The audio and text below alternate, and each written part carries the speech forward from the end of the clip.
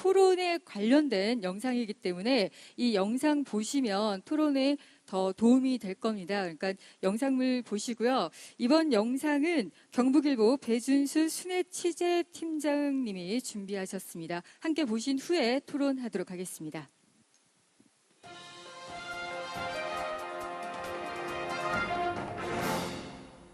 경북일보 순회 취재팀 배준수 기자가 대지진을 경험한 일본 효고현을 찾아 미키종합방재공원 지진체험 차량에서 일본 진도 기준 흔들림의 최대치인 진도 7의 강진을 직접 체험했습니다. 일본 기준으로 지난달 15일 포항에서 발생한 지진의 진도는 4정도였습니다.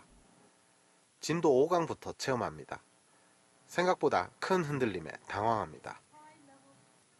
진도 6강으로 가면서 체험 공간 내부가 아까보다 더 크게 요동칩니다. 탁자가 바닥에 고정되어 있지 않고 주변에 책장 등이 있었다면 크게 다칠 수 있는 상황입니다. 작년 발생한 구마모토 지진과 2011년 동일본 대지진 당시 진도가 7이었습니다. 진도 7 상황에서 참가자들은 꼼짝도 하지 못한 채 속수무책입니다. 갑작스럽게 지진을 맞았다면 엄청난 공포에 시달릴 수밖에 없습니다. 보무로라는 이름을 가진 이 지진체험 차량은 복권협회가 3천만 엔을 들여 구매해 미키종합방재공원에 기증했고 지난해 12,000명이 이 차량에서 지진을 직접 느끼고 공부했습니다.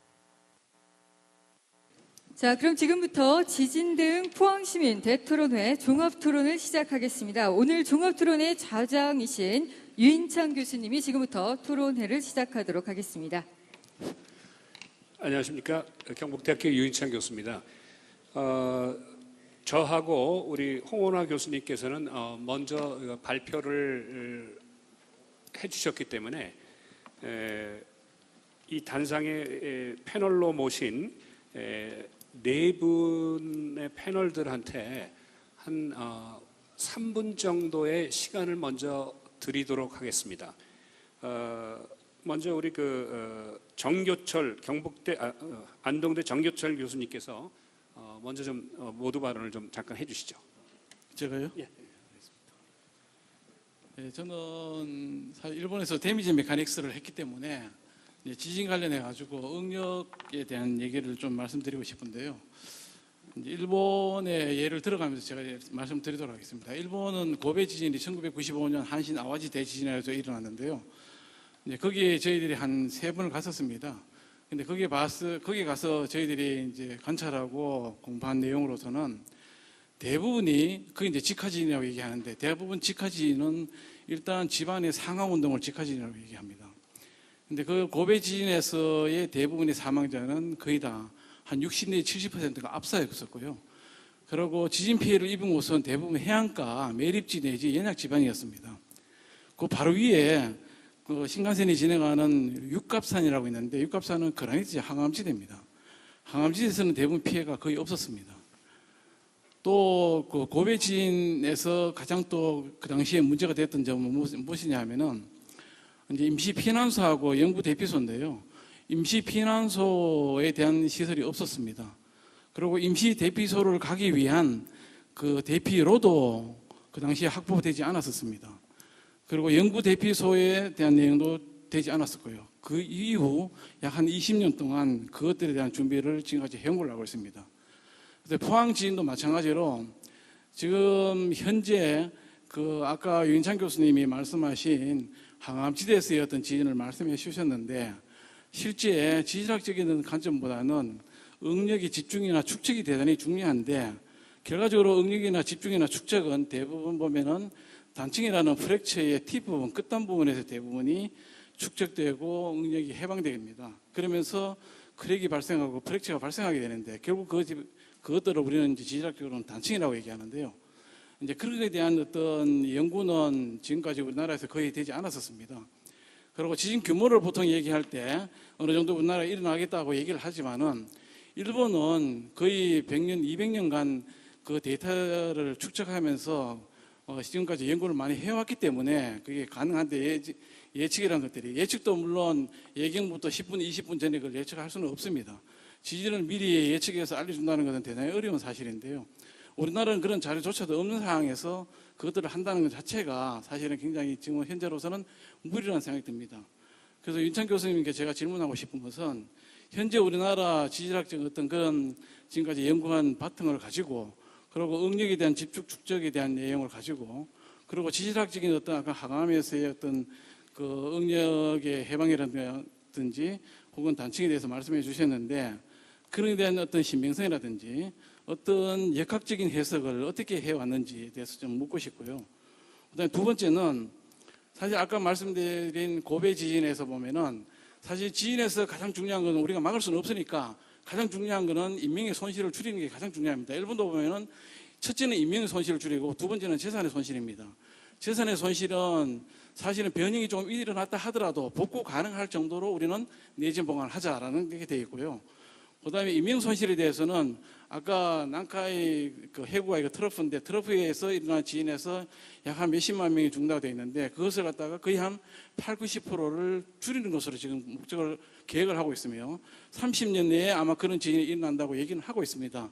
그래서 대부분 보면은 과거에 일어났던 압사에 대한 것들을 줄이기 위해서 현재 어떤 구조적인 내진 보강에 대한 연구를 많이 하고 있다는 얘기죠. 그리고 집안에 대한 보강 이런 연구를 많이 하고 있는데 그다음에 둘째는 아까 이제 교육 훈련을 관련해 가지고 홍 교수님 말씀하셨는데 사실은 빨리 대피를 하는 것도 중요하지만은 방법도 대단히 중요합니다.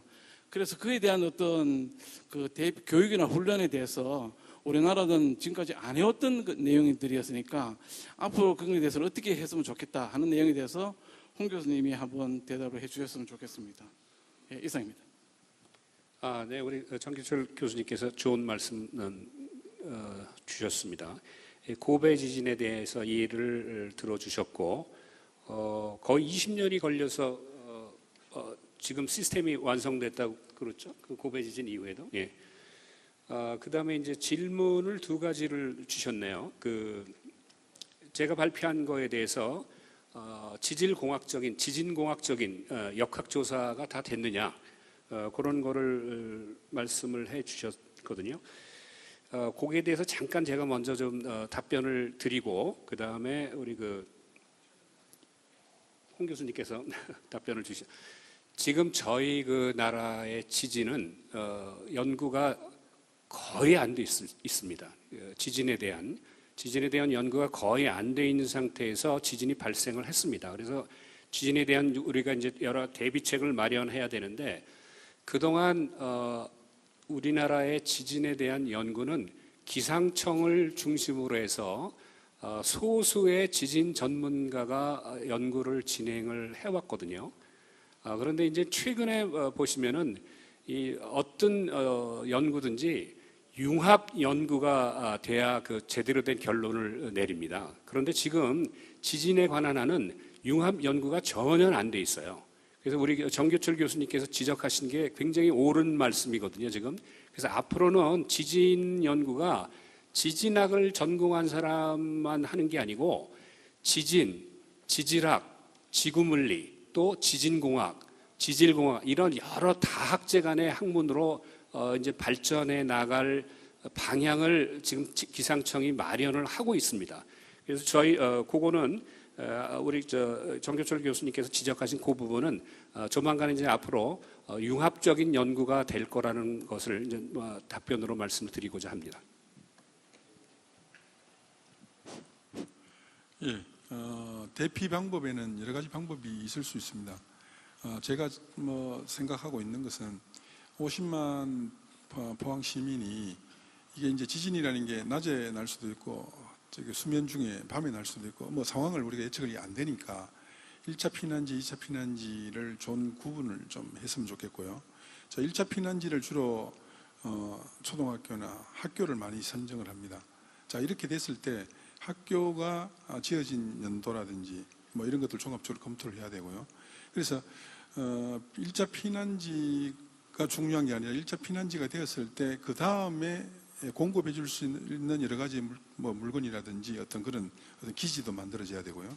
그래서 이 피난지라는 것이 그냥 우리가 민방위 훈련 때 그냥 방공호 개념으로 그냥 여기 가면 됩니다라는 그런 정도의 계획 가지고는 굉장히 어려울 것이다. 그래서 이게 지금부터 그런 이제 1차 피난지로 갔을 때 또 그 지진의 상태가 잦아들면 또 문제가 없겠습니다만은 또 상황이 또 어떻게 변할지 모르지 않습니까? 그죠? 그래서 1차, 2차 그 상황에 맞추어서 매뉴얼이 반드시 만들어져야 될 거고요.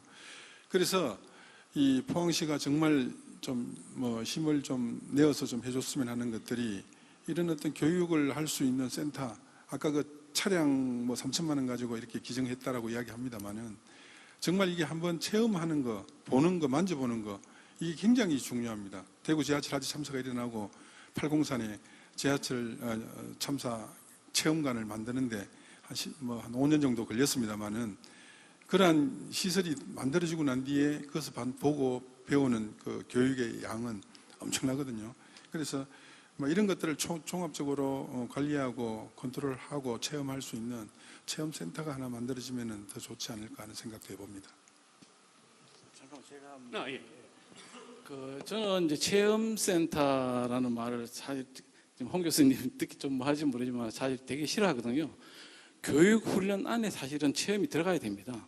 체험센터란 말을 하면 체험센터만 만드는 게 되거든요. 외국 어느 나라 가도 체험센터란 말 자체는 없습니다. 교육훈련이라는 말을 쓰죠. 이제 그거에 대해서 말씀드리고요. 그다음에 두 번째는 사실은 매스컴에서 대부분 지진에 대한 얘기가 대처에 대해서 얘기 나오는 거 보면은 대부분 예를 들어 활성단층에 대한 얘기가 대단히 많이 나와요 보면은. 근데 활성단층 조사만이 사실은 지진에 대한 대책 방향이 아닙니다.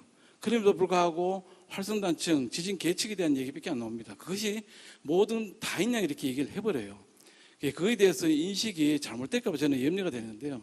사실은 그보다 더 중요한 게 지진의 활성단층이나 계측은 중장기적인 연구가 돼야 되는 거예요. 물론 기본적으로는 해야 되는 얘기지만은 사실은 우선 지금 우리나라에서 가장 긴급하게 해야 될 것은 교육훈련입니다. 교육훈련이 제대로 돼 있으면은 거의 사실은 인명과 재산을 보호할 수는 있습니다. 근데 그에 관련해 가지고는 아마 시군에서 그 일본도 마찬가지로 지방자치단체에서 이런 것들을 다 하고 있기 때문에 우리나라도 시군 지방자치단체에서 이에 대한 어떤 고민을 많이 해야 될 거라는 생각이 들고요. 그다음에 두 번째는 재산의 손실에 대해서는 내진을 관련해 가지고 우리나라는 대부분 전통가옥이 많이 있지 않습니까? 전통가옥에서 어떤 방법으로 그 경제적으로 해야만 우리가 이제 물론 압수도 막지만은 경제적인 손실도 재산상의 손실도 막을 수 있는지에 대해서는 연구가 지금까지 하나도 안 돼 있었습니다. 이제 이런 거에 대해서는 앞으로 연구가 돼야 되는 생각이 들고요. 앞으로 지금 포항지진, 아까 직하지진 얘기 나왔는데, 이제는 3차원적인 어떤 그런 그 진동이 되기 때문에, 다시 말씀드리면 직하지진은 상하운동을 동반한 지진이기 때문에 아마 대단히 중요하게 다뤄야 될 우리나라 전통과학, 흑인 문화재 이런 거에 대해서는 상당히 연구를 많이 해야 될 거라 생각이 듭니다. 예, 이상입니다. 네, 고맙습니다. 제가 잠깐 정리를 하겠습니다. 지금 우리 홍원하 교수님께서도 아까 주제 발표를 하셨을 때도 이 말씀을 하셨고, 우리 그 정교철 교수님께서도 또 이 교육훈련과 함께 이 지방 특성에 대한 말씀을 또 해주셨는데, 정리를 이렇게 하면은 어떨까 합니다. 그 지역 맞춤형 지진 대응 시스템 구축을 누가 할 것이냐. 그 어떻게 두 분 선생님께서는 동의하십니까? 자, 그러면 지역 맞춤형 지진 대응 시스템은 제가 보기에는 정부가 해야 될 일은 아니라고 봅니다. 네. 예. 장량동에 사는 주민입니다.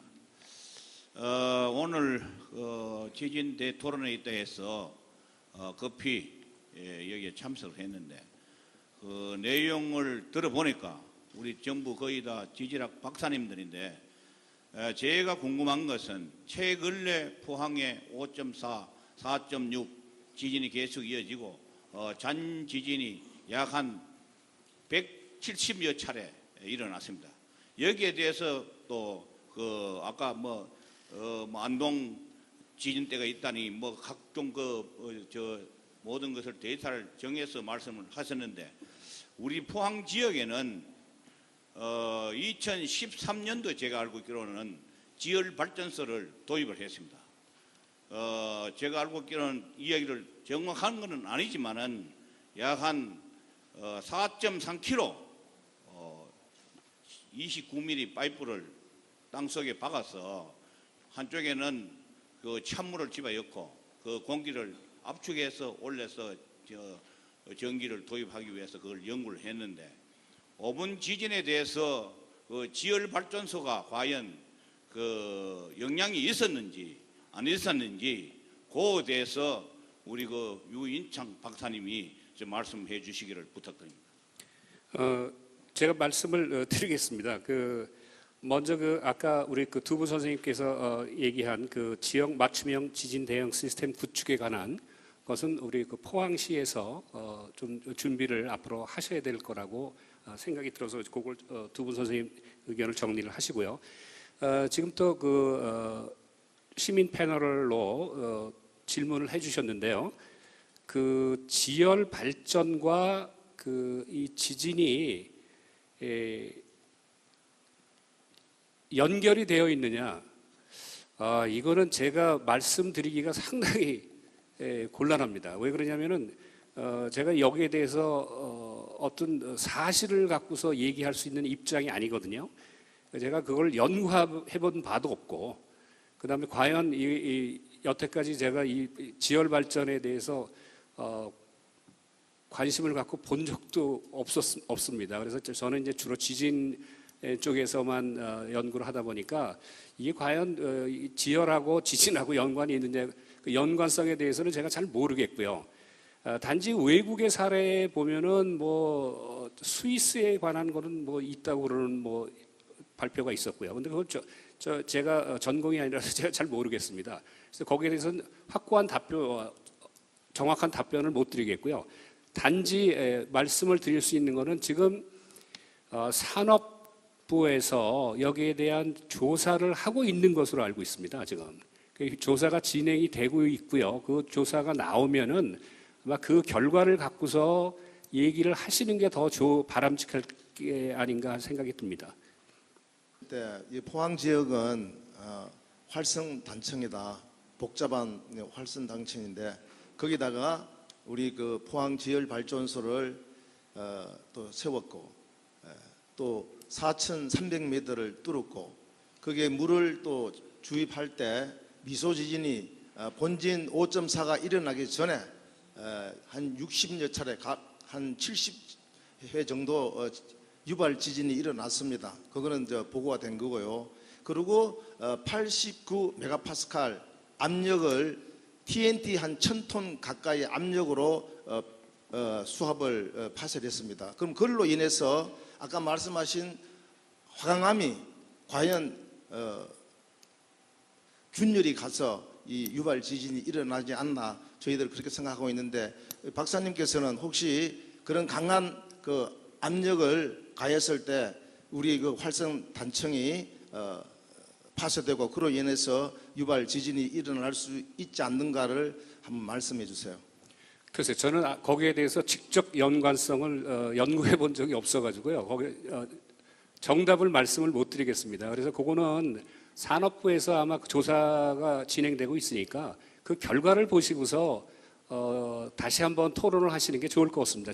저로서는 더 이상 드릴 말씀이 없습니다. 오늘 이래 우리 포항 시민들을 위해서 이런 시간을 가져주신 우리 전문가 선생님들께 감사하게 생각합니다. 또 아울러서 이런 자리를 마련해 주신 우리 시 관계자께도 감사하게 생각합니다. 잠시 제가 아까 목소리를 높인 거는 제가 사과를 하겠습니다. 저는 간단하게 물어보겠습니다. 오늘 우리 정교철 박사님한테 한번 물어보겠습니다. 포항에 제가 수십 년을 이게 틀을 두고 살아도 단 한 번에 우리가 지진을 경험하지 못했습니다. 그래서 일반적으로 저도 자영업을 하는 사람으로서 손님들이 오면은 거의가 포항이 정말 살기 좋은 곳, 정말 비가 적당하게 오고 정말 IMF에서도 경험하지 못했던 우리 포항이다라고 이 포항을 자랑을 했는데 이번에 정말 저희들이 5.6이라는 엄청난 고통을 겪었습니다. 지금 우리 앞에 계신 우리 전문가 집단님들께서 한번 포항에 사시는가 제가 잘 모르겠습니다. 저는 한여동에 사는 시민입니다. 그 고통이라는 거는 지금 트라우마가 정말 엄청나고, 그 다음에 그 뒤에 저희들이 구정 전에 이제 4.6을 맞았습니다. 4.6을 맞아가지고 보니까 그날 하루에만 약 지진이 8번 있었습니다. 그래서 전문가들에 의하면은 이 포항 지진이 조금 별나다, 새로운 단청이다 이렇게 하는데 거기에 대해서도 말씀해 주시고요. 개인적으로는 저는 지금 이 포항이 지열발전소 때문에 이런 고통을 우리 시민들이 겪고 있다. 저는 이렇게 개인적으로 보고 있습니다. 여기에 대해서도 이야기해 주시고요. 뭐 따로 제가 뭐 다른 거는 이야기 드릴 게 없고 단 한 가지 제가 개인적으로 이거는 사견으로 물어보겠습니다. 저는 시민으로서 이번 지진이 인공적으로 유발한 지진이다, 인공 지진이다. 저는 이렇게 생각하는데 우리 전문가 선생님들은 개인적으로 자연 지진인지 그거 어떤 생각을 갖고 계시는지에 대해서 알고 싶습니다. 이상입니다. 저한테 그 질문 주셨는데요. 아마 이제 그 유발 지진에 대한 얘기는 저희들이 이제 전문가로서 저희들이 공부한 내용으로 봐서는 물론 여러 가지가 있습니다. 그것도 있고 그다음에 화학적인 폐기물을 갖다가 묻었을 경우에도 일어날 수도 있고 혹은 대댐을 만들어서 일어날 경우도 있습니다. 근데 단지 이번에 이제 유발 지진에 대해서는 아마 고려대학교 이진환 교수가 자기 학자적으로 이제 아마 문제 제기를 해서 이게 문제가 되는 걸로 알고 있는데요. 지금 이 문제에 대해서는 아까 우리 이제 자장께서 말씀하신 내용과 같이 현재 아마 조사가 진행되고 있는 걸로 알고 있습니다. 저희들이 여기서 오늘 나와가지고 말씀드릴 수 있는 것은 저희들이 거기서 인볼브 돼가지고 조사하고 있는 사람도 아니고 그리고 이제 뭐 그거에 대해서 저희들이 개인적으로 조사한 그런 내용은 사실은 없습니다. 단지 뭐냐면은 예를 들어 이제 그에 대해서 조사를 만약에 이제 윤창 교수님이 저한테 만약에 맡긴다면은 또 해볼 수는 있겠죠. 그러나 그 내용이 없는 결과가 없는 가운데 아마 포항 시민들 마음은 저희들은 다 이해합니다만은 그 인과관계를 갖다 지금 설명하시라고 한다면은 저희들인데 굉장히 무리인 것 같아요, 사실은요. 그래서 오늘 저희가 드릴 수 있는 말씀은 그것밖에 없습니다. 네, 그러면은 이번에는 우리 그 시민 잠깐만요. 시민들께서 질문이 많으신 걸로 알고 있으니까 우선 또 여기 그 앞에 패널로 나와 계신 분들도 또 준비한 게 있으니까 우선 순서를 좀 바꿔가지고 우리 시의원 백강훈 의원님께서 좀 먼저 발언을 좀 해주시죠. 예, 이렇게 만나뵈서 반갑습니다. 저는 진원지, 진앙지 지역구를 갖고 있는 백강훈 의원입니다. 오늘 그 경북일보 황우선 사장님 그리고 경북일보에서 이런 자리를 마련해서 감사합니다.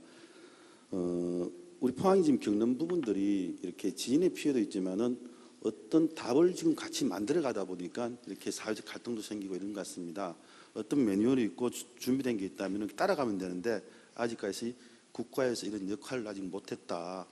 그 답을 찾아가는 한 과정이라 이렇게 생각해 주시고요. 그리고 지열발전소에 대한 부분들도 저희 의회에서도 의회가 시민의 대기관입니다.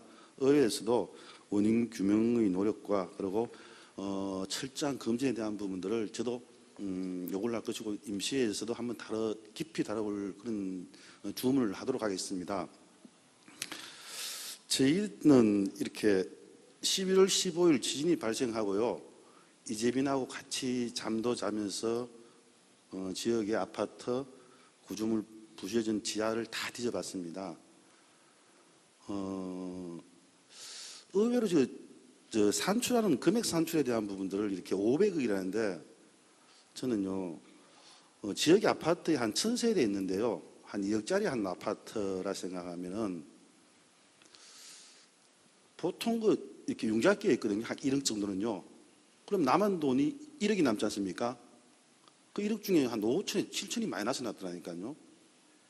그런 부분들은 어떻게 정리하고 어떻게 이렇게 보상해야 될지 금리 혜택을 줄 수 있는지에 대한 부분 한 분도 누구도 이 건의 다뤄보진 않더라고요. 그것만 해도 한 단지만 해도 500억입니다. 재산적 피해가요. 그래서 상당히 그런 부분에서는 접근을 한번 다시 한번 해봐야 된다고 생각하고 있고요. 우리가 느끼고 있는 정신적 피해, 트라우마 많이 이야기 않습니까? 그죠? 그 부분들이 저 나름대로 여러 가지 사례를 준비했습니다. 한 가지 사례만 제가 경험담으로 말씀을 드리겠습니다. 80 넘 노부부가요, 지진을 당했습니다. 11월 15일 날. 할아버지께서는 집 안에서 아파트 안에서 이렇게 겪으셨고요. 할머니는 집 밖에서 이렇게 지진을 겪었답니다. 그런데 이 촐로 할아버지께서는 집안 대소사에 일에 행사에 가면요 절대 어디서 자고 오는 일이 없답니다. 딸네 집이든 아들네 집이든 없답니다. 그런데 그날 지진을 겪고 난 이후에는요 상황이 완전히 바뀌어버렸답니다. 저녁만 되면요 가자는 분하고 또 할머니는 그런답니다. 무슨 남자가 이렇게 겁이 많냐고. 단 한 번의 지진으로요 그 80평생의 인생이 완전히 바뀌어버린답니다. 그것이 이번 포항 지진이고 흥해 지진입니다. 지금 아파트 외벽이 많이 금이 갔습니다. 지금 그래서 보수하고 살고 있는데요. 그 보수하고 사는데 어떤 아주머니 그래요. 몸이 병이 들었는데 부어지고 깨매야 되고 암이 걸렸답니다. 그런데 지금 현재 어떠냐? 그냥 바깥에 번지는 옷 한 벌 입혀놓고 살아난답니다. 그 삶이 어떻겠습니까? 우리 지금 포항 시민들이 흥해 이재민들이 겪고 있는 상황이요. 흥해 보통 이렇게 노후화되었고 저층 아파트입니다. 그분들이 평생을 노동으로서 벌는 전 재산일 수도 있고요. 그 나이 드신 분들은 생활의 마지막 보금자리입니다. 그 보금자리를 지금 앞으로 평생 살아야 됩니다. 그 삶이 편하겠습니까? 저희들은 간혹 있지 않습니까? 여행을 갔다 오면 집 나가면 개고식이라는 말도 하고 여행을 다녀오면 집에 왔을 때 하는 말이 있습니다. 뭐니 해도 내 집이 최고라고요. 그 집의 의미는 화려하고 비싸고 큰 집이 아닙니다.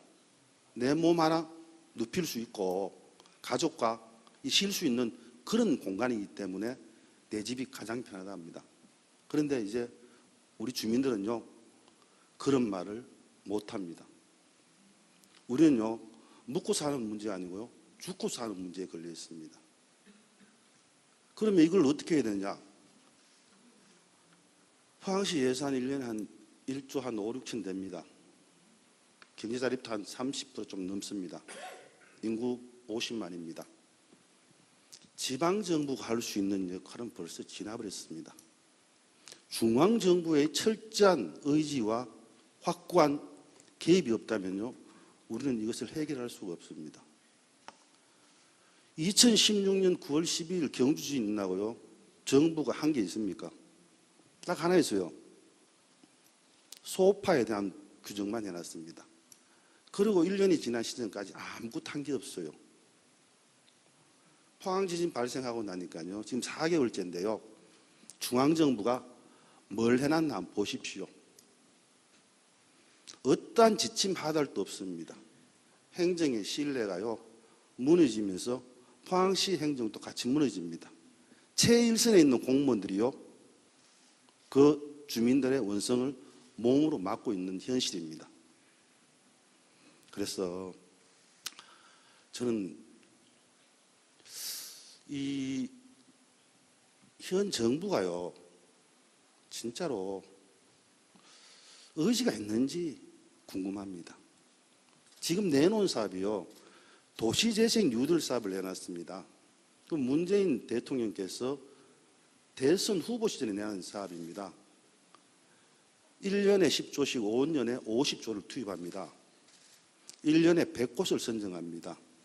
그런데 흥해 포항을 그곳 한 곳이라 선정한다 그러면 이것이 우리가 지진 예전 상황으로 돌려놓을 수 있겠습니까? 저는 없다고 봅니다.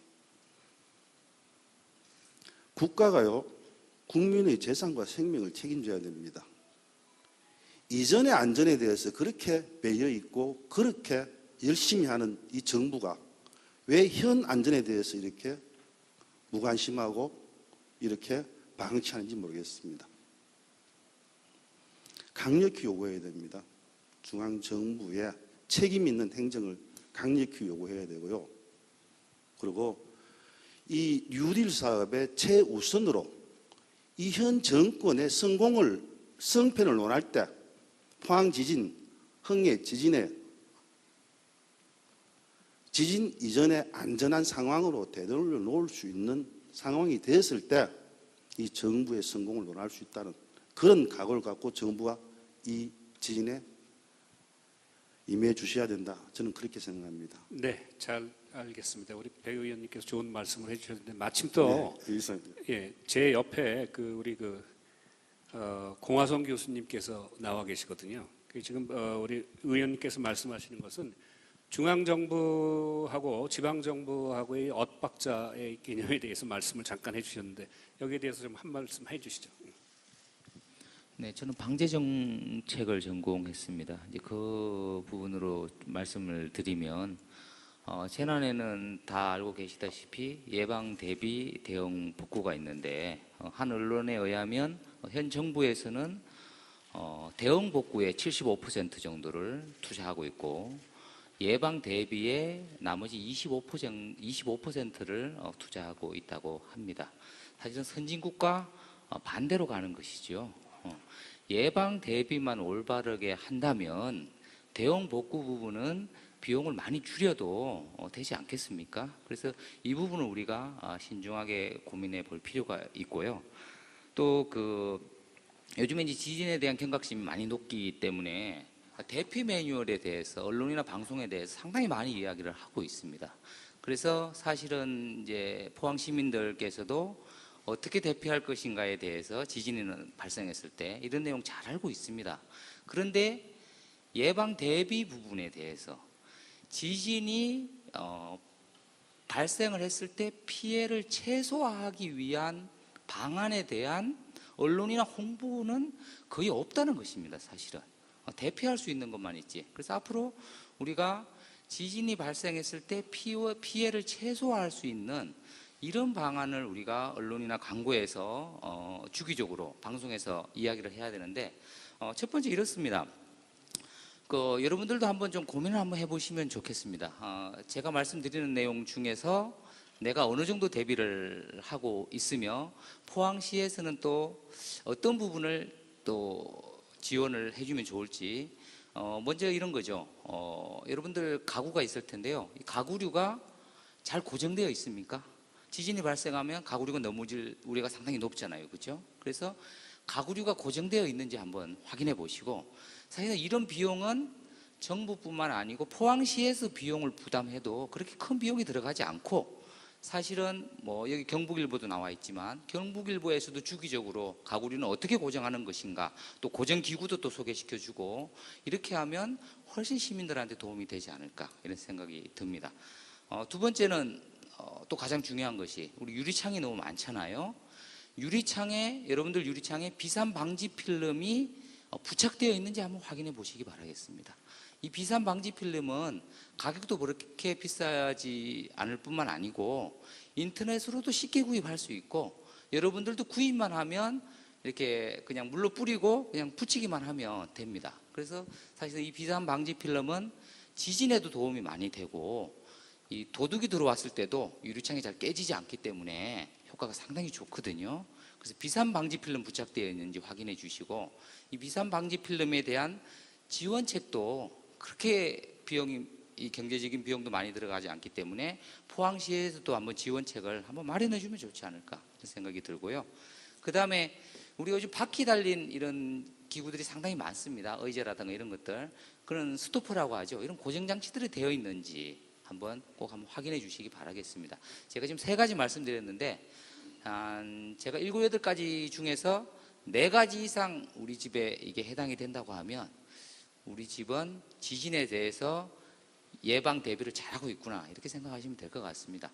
4번째로는 지진이 발생했을 때 금방 아까도 말씀하셨습니다. 공터나 놀이터, 운동장 이런 대피 장소를 내가 파악하고 있는가 한번 여러분들이 생각해 보시면 좋겠습니다. 최소한 대피 장소는 건물의 높이보다는 멀리 떨어져야 됩니다. 예전에 지진이 발생했을 때 보면 어떤 분들은 그냥 그 아파트 앞에 놀이터에서 거기 계시더라고요. 훨씬 더 위험한 장소죠. 유리창이 오히려 건물 안으로 떨어지는 것보다 건물 밖으로 떨어지기 때문에 건물 높이보다 최소한 그 이상 떨어져서 있어야 됩니다. 그래서 그런 장소를 여러분들이 알고 계신지 한번 확인해 주실 필요가 있고요. 그 다음에 전기 차단기라든가 전기 차단기가 어디 있는지 이걸 또 모르는 분들이 상당히 많습니다. 일단 지진이 한번 발생하고 나면 여진이 오기 전에 전기 차단기를 내려줘야 되거든요. 일본 같은 경우는 지진이 워낙 많이 발생하기 때문에 지진이 발생함과 동시에 전기 차단기나 가스 중간 밸브가 자동으로 잠겨주는 시스템으로 되어 있습니다. 우리 포항시도 앞으로 이런 지진이 계속 발생된다고 하면 포항시 차원에서 아니면 우리 시민 스스로 전기 차단기가 자동으로 내려오도록 한다든가 가스 중간 밸브가 잠기도록 한다든가 이런 지원책을 마련해 줄 필요가 있다고 생각을 합니다. 그리고 지난번에 경주 지진 때 보니까 지진이 발생하면 가족의 안부 전화부터 우리가 묻잖아요.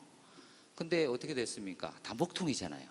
폭주로 인해서 전화도 먹통되고 문자도 먹통되고 우리가 너무나 친근한 네이버라든가 뭐 SNS, 카톡 다 완전 먹통이 돼버리잖아요. 그래서 그 별도의 SNS를 또 하나 마련해 둬야 된다는 것입니다. 카카오톡만 의존하지 마시고 요즘 왓츠앱이라든가 그 텔레그램이라든가 이런 것들이 있거든요. 이런 것들도 반드시 하나 더 그 마련해 둬서 그것도 단톡을 만들어 놓을 수 있거든요. 그래서 가족을 이렇게 그 안부를 전할 수 있도록 그런 공간을 마련해 주시면 좋을 것 같고, 그 다음에 그 비상생존용품 이런 것들 우리가 갖추고 있는지 한 번 더 확인해 주시면 좋겠습니다. 포항시의 모든 것을 의뢰하는 것도 중요하겠지만 내 스스로 갖춰야 할 것도, 우리 시민 스스로 갖춰야 할 것도 우리가 마련해 둬야 된다는 것이죠. 그 다음에 마지막으로 그 소화기 위치 다시 한번 보시고, 소화기가 어디 있는지 이런 위치도 다시 한번 잘 체크해 주시고, 요즘 소화기 분말 소화기 많이 있는데 이 분말 소화기 말고도 가정용 소화기라고 조그마한 소화기가 있습니다. 그런 것도 하나 구비해 두면 주가적으로 일반 소화기가 작동하지 않을 수 있기 때문에 그런 준비성도 필요하다 이렇게 생각합니다. 가정용 소화기라고 검색하시면 금방 확인할 수 있습니다. 마지막으로 등기구가 떨어져서 우리한테 충격을 줘서 문제가 되는 경우가 상당히 많이 있습니다. 말씀하십시오. 네. 보통 시민들이 너무 잘 알고 있는 거 아니에요. 지금 오늘 포항 시민들이 오신 거는 제가 생각했을 때 그 지금 포항에 생기는 이런 지진이 자연재해냐 인재냐 이거예요. 자꾸 문제의 본질 자꾸 벗어나지 마시고 좀 그걸 좀 논해 주시면 좋겠는데, 듣기가 사실 저 인내를 하고 있는데 이거 너무 하시네. 문제를 좀 정확히 짚어가시죠. 잘 알겠습니다. 제가 아까 시민들이 아까 물으신 제가 답을 좀 해드리겠습니다. 저는 포항에 사는 수학자입니다. 수학적으로 보면 조그마한 어떤 그 임팩트가 작은 그런 효과가 엄청난 에너지를 발생할 수 있어요. 그러면 지금 그런 지열 발전소를 만드는 것도 어떤 의미에서는 에너지를 만드는 게 좋은 측면에서 했는데, 지금 이런 문제가 발생되고 있으니까 우리가 이런 걸 좀 국제에 토론을 해가지고 개선해보자, 이런 식의 어떤 접근이 나가야 지금 오늘 오신 분들이 공감을 하지, 전혀 공감이 되지 않는 토론을 계속하고 계시잖아요. 네, 잘 알겠습니다. 이 자리에서 저희들한테 인과관계를 얘기하라 그러면은 저희들이 어떤 결과를 가지고 얘기해야 되는데 그 결과를 저희들은 아직까지 조사한 적도 없고 그 결과를 가지고 있지 않습니다. 근데 그거를 갖다 지금 저희들한테 대답을 해라, 답을 달라 하는 거는 무리라는 얘기죠. 그러니까 앞으로 그에 대해서 만약에 해야 될 필요성이 있다고 저도 생각합니다. 그거에 대해서는 앞으로 심도 있게 연구를 해야 되죠. 이제 그거에 대해서 오늘 말씀을 드리면 될 것 같아요. 그 결과를 가지고 지금 얘기를 해라 하는 거는 그건 무리라는 생각이 드는 거죠. 네. 자, 마이크 준비 좀 해주실래요? 마이크 앞에 먼저.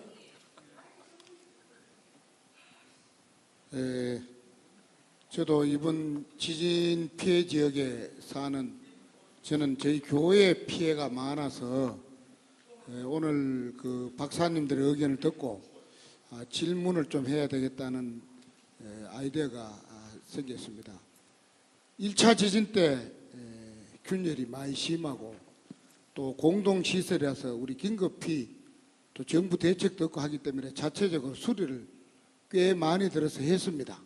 그런데 이번에 4.8 지진에 수리했는 부분에 새로운 또 파괴가 고래 발생되는데 지진이 주로 보면 한 번 났는 지역에 다음 이어져 오면 그런 현상이 계속 나는지 그러면 저희들이 이 수리하는 것도 시기를 정한다든가 한번 지켜보면서 해야 될 문제이기 때문에 필요하면 답변이 가능하면 좀 답변해 주시고요. 예, 그리고 주민들이 상당히 그 인과관계에 대해서 주장을 하고 요구를 하는데 이해해야 하시고 들어주셔야 됩니다. 그리고 우리 배준우 일보 그 기자님까지 다 듣고 답변 못하는 건 못하셔야 됩니다. 안 되는 질문을 계속 답변이 안 되는 질문인데 여러분들이 답변하면 그게 계속되면 토론 종결하는 게 맞고 그거 외에 질문하는 사항이 많이 있을 수 있으니까 답변이 가능한 것은 시간에 가도 좀 답변해 주시면 좋지 않겠느냐 그런 말씀드렸습니다. 근데 제가 지금 보면은 아까도 지금 계속 똑같은 답변을 드리고 있거든요. 지열 발전에 대해서는 여기 계신 분들이 드릴 말씀이 없어요. 왜 그러냐면은 거기에 대해서 연구를 해본 적도 없고 자료를 갖고 있는 것도 아니고 여기 계신 분들이 더 전문가세요. 거기에 대해서는. 그런데 그걸 갖고 자꾸 저희 보고 얘기를 해라 그러는 것은 조금 무리가 있다는 생각이 들어요. 그래서 그 문제는 요 다음번에 하시고 제가 그래서 그런 말씀을 드리지 않습니까? 그 문제는 요 다음번에 우리가 준비를 해갖고 와서 한번 더 하시든지 하지 계속 똑같은 말씀을 하시니까 지금 시간도 지났고 그래서 제가 끝내자고 얘기를 했거든요. 자, 그러면 우리 배 팀장님 말씀을 하시고 준비한 말씀을 하시고 잠깐만. 그 다음에 우리 홍원학 교수. 예, 보통 이제 피해가 일어나고 난데 건축물 전담 파괴든 뭐 이렇게 피해가 났을 때 보강을 어떻게 하느냐는 거는 일단 중심 기둥과 포에 대한 해석을 하셔야 돼요. 그냥 전담 파괴가 일어났는 그 부분을 보수한다고 보수가 되는 게 아닙니다. 다시 말씀드려서 주 내력이 어디서 흐르는지를 분석을 해서 그 부분을 정확하게 해주지 않으면은 2차 지진이 왔을 때는 다른 부분이 그 부분 났던 부분 플러스 다른 부분까지 부서진다는 것을 인지를 하시고 대응을 하셔야 돼요. 그래서 또 이제 그 구조 부분에 또 전문가가 있습니다. 어느 부분을 어떻게 보강하면 좋은가 하는 걸 구조 전문가가 있는데 그 구조 전문가가 건축학회에서 지금 포항이 많이 내려와서 활동을 하고 있습니다. 그래서 정말 내가 공사를 많이 했기 때문에 공사 경험으로 이 전담 파괴는 경험으로 하시서는 안 돼요. 왜냐하면 눈에 보이지 않는 그 구조체의 흐름을 보셔야 되기 때문에요. 꼭 전문가의 자문을 받고 측정하는 기계도 다 있습니다. 기계를 찍어보고 거기에 따라서 보강을 어느 부위에 어떻게 해야 되는지를 판단을 하고 보강을 해야 된다는 자문을 드리겠습니다. 우리 배준수 팀장님께서. 네, 안녕하십니까. 저는 경북일보에서 순회 취재팀장을 맡고 있는 배준수라고 합니다. 저는 시민들께 직접적으로 말씀을 드릴 수 있는 사안보다는 대지진을 겪고 나서 매우 건강하게 도시를 다시 재건하고 또 지진에 완벽하게 대응할 수 있는 그런 대책들을 잘 추진하고 있는 일본 현지에 2차례 취재를 다녀와서 포항시나 경북도나 대한민국 정책 입안자들이 우리 시민이나 주민들을 위해서 어떻게 대비를 해야 될지를 중점적으로 말씀을 드리겠습니다. 아까 영상에 보셨던 것처럼 제가 경주 지진도 대구에서 겪어봤고 포항 지진도 대구에서 느껴봤고 했는데 미키 종합 방재공원이라는 곳에서 4억 원짜리 지진 체험 차량에서 느꼈던 진도 7의 지진은 굉장히 공포였고 힘들었습니다. 그러면서도 내가 직접 느끼니까 정말 이 공포고 힘든 지진을 잘 극복할 수 있는 방법들을 많이 취재해서 시민들한테 알려드려야 되겠다는 다짐들도 생겼는데요. 아직 많이 부족하고 제가 지질학을 전공하지도 않았고 토목학이나 건설학을 전공하지도 않았지만 감히 경북일보와 적어도 배준수 기자만큼은 지진 전문가라는 사명을 갖고 공부를 해서 시민들 또 정책 입안자들한테 알리자는 그런 다짐들을 늘 하고 있습니다. 그래서 그런 맥락에서 드리는 말씀이니까 그 좀 포항시에서도 또 중앙정부에서도 반영될 수 있기를 늘 지면이나 토론을 통해서 이렇게 알려드리고 있습니다.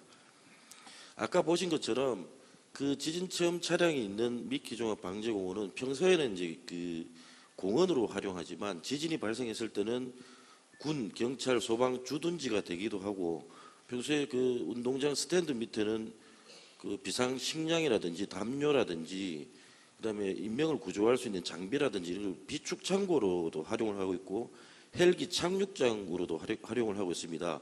그래서 경북도에서도 국립방재연구원을 경북 동해안에 유치하려고 했는데 첫 시작부터 이제 그 예산이 반영되지 못해서 미끼종합방재공원과 같은 역할을 할 수 있는 그런 기관이 생긴다면 그런 지진 체험 시설도 당연히 생기고 교육 훈련을 충분히 할 수 있는 그런 공간이 생기게 되는데 그건 저 정부에서 조금 더 심사숙고해서 하루빨리 국립방재연구원이 경북 동해안에 생겼으면 하는 바람을 갖고 저희들도 열심히 보도를 하려고 합니다. 그리고 제가 그 미끼종합방재공원이나 일본 효고현청 현지를 방문하면서 느꼈던 것은 그 지역사회 커뮤니티의 그 마을 주민들의 자주 방재 능력을 굉장히 중요시합니다. 왜냐하면 1995년 1월 17일 새벽에 한신 아와지 우리 일반적으로 고베 지진이 발생했을 때 규모가 7.3 정도 되다 보니까 그 엄청난 지진이었습니다. 소방이나 자위대가 오기 전에 이미 주민들 스스로가 이웃 주민을 구조한 사례가 80%가 됐습니다. 그래서 일본에서는 적어도 효고현에서만큼은 그 자주 방재 조직 결성률이 96% 정도가 됩니다. 우리나라 같은 경우에는 사실 동네 이장님, 통장님 뭐 이렇게 계시지만 그렇게 교육을 받지 못했기 때문에 그 이제 자주 방재 리더라는 그 존재 자체가 사실은 없습니다. 그래서 그런 것들을 하루빨리 좀 도입해야 할 것 같고요. 실제로 그 미끼종합방재공원에서 그런 그 교육을 해주고 있는데요. 6개월간 이 방재 리더 교육을 받은 사람들이 그 14년 전부터 2,249명을 이제 배출을 해냈습니다. 실제로 이 사람들이 그 현실성 있는 교육 훈련에 동참을 하고 있고 주민들도 그 리더들한테부터 생존 방법이나 피난 방법들을 현실적으로 그 배우고 있다는 데 대해서 저는 상당히 놀라게 됐습니다. 그리고 이 방재 리더나 방재 조직을 통해서 그 1995년 1월 17일 대지진이 난 날을 그 안전의 날로 지정하고 있고요. 매달 17일을 방재 활동의 날로 정해서 우리나라처럼 민방위훈련처럼 느슨한 훈련이 아니라 실제 그 재난 상황을 가정해서 정말 그 현실성 있는 훈련을 하고 있는 모습에 좀 많은 감동을 받았습니다. 경북도에서도 그 이제 3월 달부터 23개 시군에서 읍면동 다리별로 뭐 체험 중심, 현장 중심 순회 교육을 두세 차례씩 이제 실시를 할 예정이고 지역별 기관별 특성을 반영한 뭐 맞춤 교육도 한다고 하는데 그게 얼마나 반영될지는 뭐 지역 언론으로서도 굉장히 그 관심을 갖고 지켜보고 있습니다. 저 평소에 이제 유인창 교수님께 그 기사를 인용하거나 인터뷰를 하면서 늘 강조하셨던 부분이 있는데 아까도 나왔던 부분인데 경주에서 난 지진은 다르고 포항에서 난 지진도 다르고 서울에서 난 대구에서 난 지진도 양상이나 지역별 특성이 다 다른데 그 결국은 이제 지진에 대비하고 대응하고 주민을 피난시키고 복구하는 그 전 과정을 담은 매뉴얼이 중앙정부가 할 것이 아니라 지방정부가 중심이 되어서 해야 되고 재난에 대한 교육훈련도 당연히 지방정부가 포항시가 완벽하게 수립해서 그게 주민들에게 100% 전달될 수 있는 노력을 뼈저리게 해야 된다는 걸 좀 강조하고 싶습니다. 두 번째는요, 그 인간과 방재 미래센터라는 곳입니다. 그 고베 대지진을 영화, 뭐 디오라마, 전시품 뭐 이런 것들로 다 볼 수도 있는데요. 거기서 제가 주목한 것은 결국은 방재 전문 인력 양성 기능이 있다는 것입니다. 일종의 그 대학원 같은 기능을 갖고 있는데요. 일본에 있는 전국의 어떤 박사들을 모아서 거기서 방재 관련 조사도 지진 관련 조사도 하고 방재 연구도 하는데요. 거기 있던 부센터 시라이시 부센터장에게 그때 질문을 했을 때 경북도 공무원들이 원한다면 인간과 방재 미래센터에서 교육을 해줄 수도 있고 또 센터에 있는 직원들이 경북도나 포항시로 와서 강사로 얼마든지 해줄 용의가 있다고 해서 네. 예, 알겠습니다. 예, 마지막 이게 포항시가 이걸 실행하면 시민 여러분들한테 다 도움이 되는 정책들입니다. 마지막으로요. 예, 마지막으로 제가 일본 이바라키 현을 갔을 때 예, 무슨 말씀인지 알겠습니다. 일본 이바라키 현은 원자력 안전 협정을 체결하고 있습니다. 우리 경주나 울진 쪽에 원자력 발전소가 있는데요. 지진이 일어났을 때 잘못할 경우 매우 위험한 상황이 될 수 있는데 불구하고 우리가 원자력 안전에 대해서는 그 누구도 관심을 갖고 있지 않습니다. 그래서 제가 강조하고 싶은 것은 경주에서 원자력 관련 작은 사고가 나도 경주시나 경북도는 거의 관여를 할 수가 없습니다. 그런데 이바라키 현이나 몇 단위 정도 되는 도카이촌 같은 경우는 원자력 안전 협정 자체가 지자체의 막강한 권한을 또 거기 시설의 입실 조사도 할 수 있도록 권한을 주고 있습니다. 그래서 이걸 그대로 본따서 대전시가 국내 최초로 원자력 안전 협정을 맺었습니다.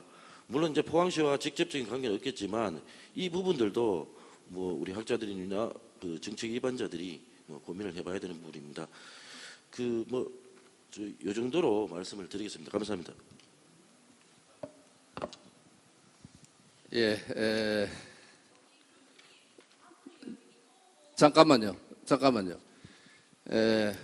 물론 시민 일부 여러분께서 긴장하고 계시고 아주 그 감성이 아주 날카롭다는 것도 알고 있습니다. 그런데 문제는 지금 어렵게 저희 경북일보가 전문가들을 여기까지 서울에서 대구에서 안동에서 모시고 와서 여러분들에게 도움을 주고 또 공부하는 시간을 가지려고 했는데 앞에 계시는 분들이 무슨 책임 있는 문책을 당하는 이런 토론회는 토론하시면 안 됩니다. 여러분께서 궁금하시면 이분들에게 이럴 때의 대책 문제와 제안하신 주제 발표를 가지고 말씀을 하셔야 되는데 앞에 계시는 분들이 무슨 지진에 대한 책임이 있고 또 아까 말씀하신 지열 문제도 국가가 지금 시장님도 아까 서두에 말씀하셨지만 정부가 조사 단계에 들어갔습니다. 그런데 지금 여기서 답변하라. 어떻게 답변합니까?